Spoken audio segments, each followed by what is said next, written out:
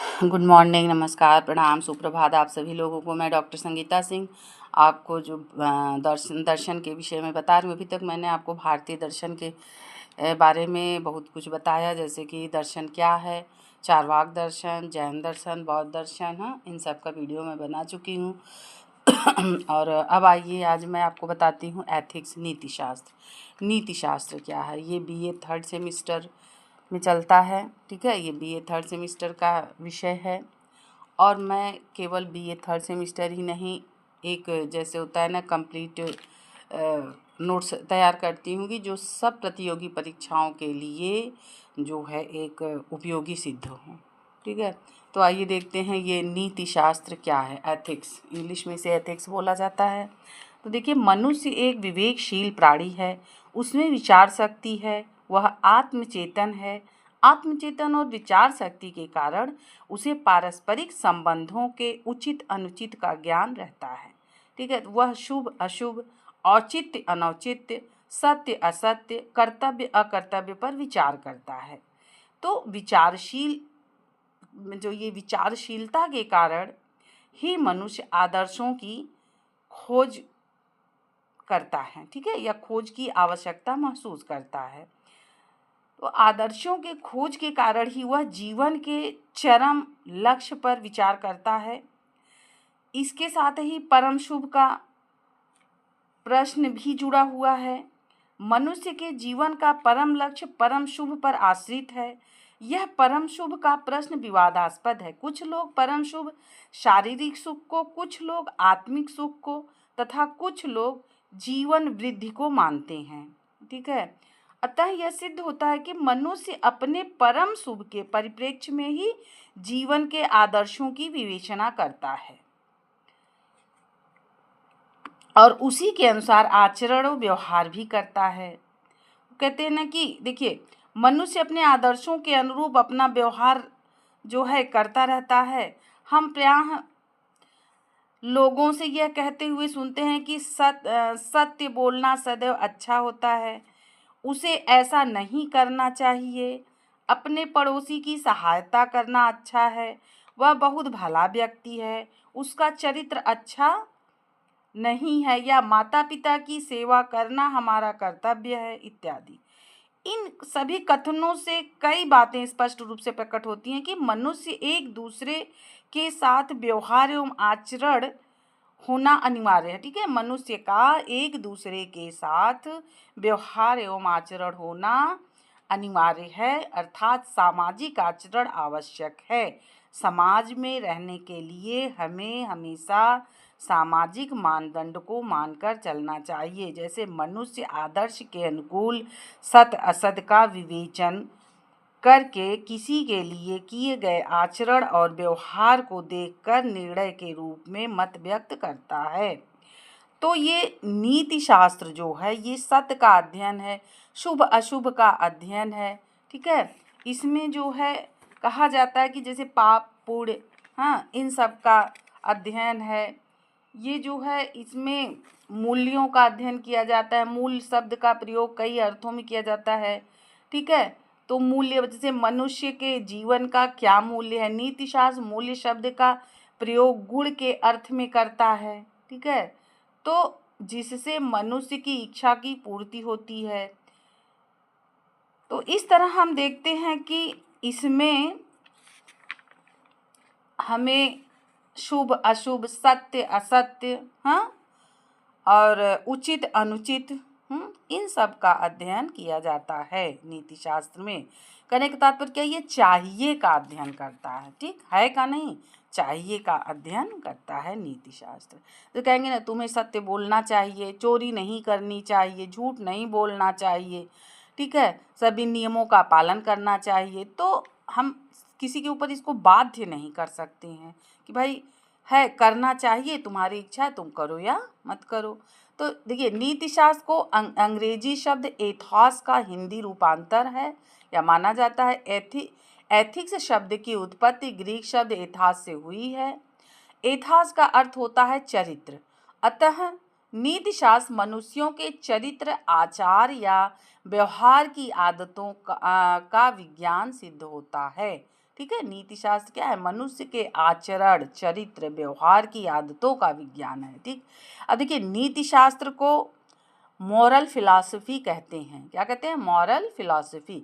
अब मॉरल शब्द की उत्पत्ति लैटिन शब्द मोरस से हुई है। क्या? मॉरस से हुई है। मॉरस का अर्थ है रीति रिवाज अथवा अभ्यास। ठीक। इस दृष्टि से नीति शास्त्र रीति रिवाज अथवा अभ्यास का शास्त्र हुआ। नीति शास्त्र के अंतर्गत निम्नांकित बातों का विवेचन प्रमुख रूप से कर सकते हैं। जैसे पहला देखिए, उचित या अनुचित का विवेचन। उचित या अनुचित का विवेचन। देखिए प्रत्येक देश काल एवं स्थान पर मनुष्य को उचित अनुचित का विवेचन करने की आवश्यकता पड़ती है।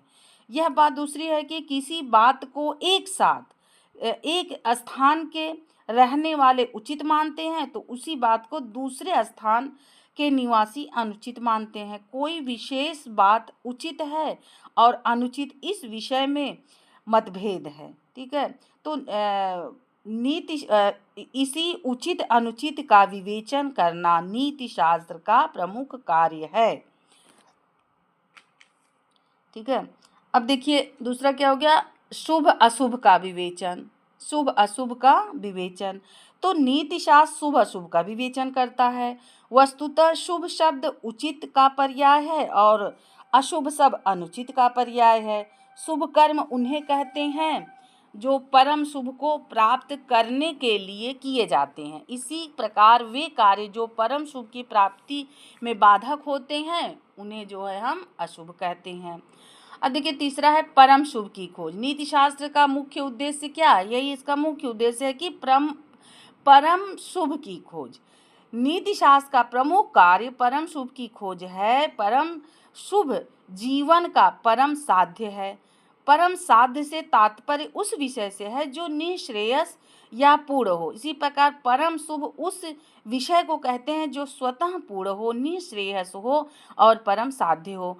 अन्य सभी कार्य परम शुभ को की प्राप्ति के लिए साधन मात्र होते हैं। ठीक है। तो शुभ ज्यों ज्यों आगे बढ़ता जाता है और अधिक शुद्ध तथा अधिक शुभ होता चला जाता है।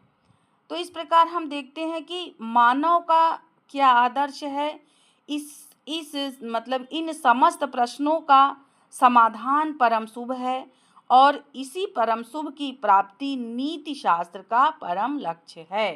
ठीक है। तो नीति शास्त्र का जो है प्रमुख विषय क्या है? प्रमुख खोज क्या है? इसी परम शुभ की प्राप्ति, इसी परम शुभ की खोज करना। अब आइए देखते हैं नीति शास्त्र को सभी दार्शनिकों ने अपने अपने प्रकार से परिभाषित करने की कोशिश की है। कुछ दार्शनिकों द्वारा दी गई परिभाषाओं का हमने यहाँ पर वर्णन किया है। देखिए सबसे पहले देखिए सर्वप्रथम नीति शास्त्र की कोई सर्वमान्य परिभाषा नहीं दी जा सकती क्योंकि जितने दार्शनिक हैं उतनी परिभाषाएं हैं। ठीक। तो जितने दार्शनिक हैं उतनी जो है परिभाषा। आज देखते हैं कि पाश्चात्य दार्शनिक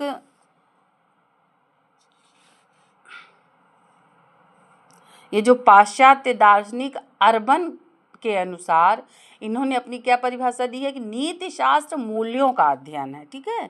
नीति शास्त्र मूल्यों का अध्ययन है अर्थात अर्बन के विचार में जिस प्रकार किसी वस्तु की पहचान उसके स्वाभाविक गुणों से होती है उसी प्रकार शुभ अशुभ उचित अनुचित का अध्ययन आचरण के मूल्यों को बतलाया जाता है।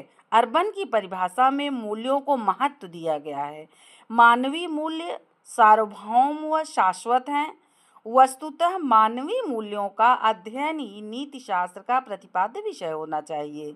नीति शास्त्र इन्हीं मूल्यों का अध्ययन करता है। ठीक। तो ये हो गई अर्बन की परिभाषा। अब देखिए ये संत टॉमस के अनुसार नीति शास्त्र वह व्यवहारिक विज्ञान है जो मानवीय आचरण का अध्ययन इस ध्येय से करता है कि उसे पूर्ण आनंद की प्राप्ति हो।